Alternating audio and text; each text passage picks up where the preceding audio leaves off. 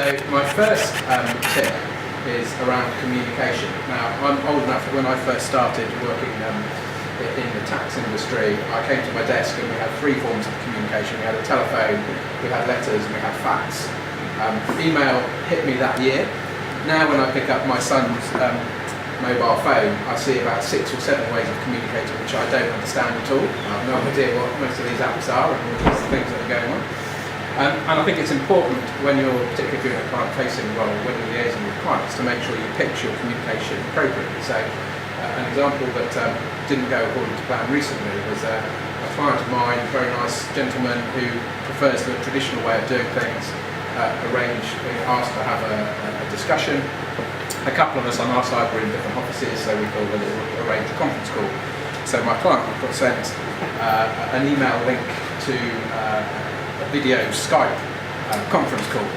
And I got this email from him, "Dear Nigel, I seem to have received some mumbo jumbo about some video conference call.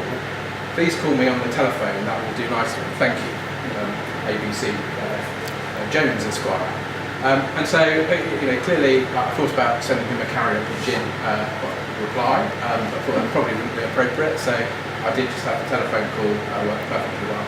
And so it's fairly obvious, but making sure that your communication style is appropriate and works with your clients is tip number one.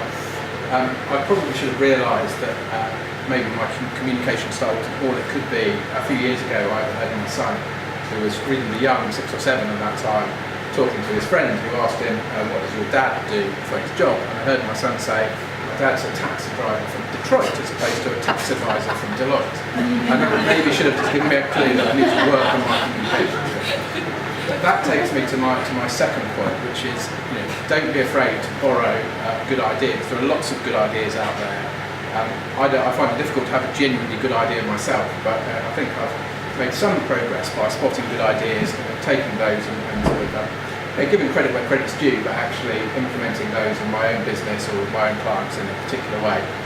So you might look at Apple as a good example. They didn't create the mobile phone, but clearly they dominate in terms of profit the amount of the market for mobile phones with the iPhone. Is a good example.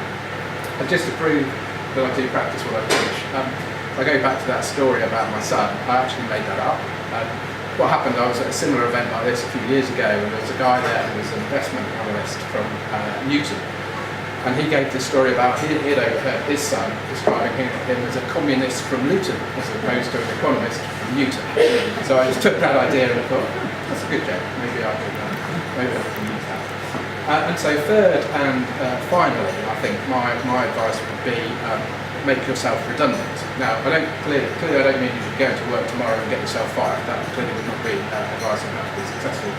But the way I think I've approached sort of challenges and tasks in my career is to try and think about what I want to achieve, create a plan to achieve that, but also work out how I can then move on to the next thing. That typically means bringing the team through, making sure they're able to take over what you're doing in a couple of years down the line, and essentially do yourself out of a role or out of a job so that you're there ready to try something new, try something different, and expand your horizons in the future.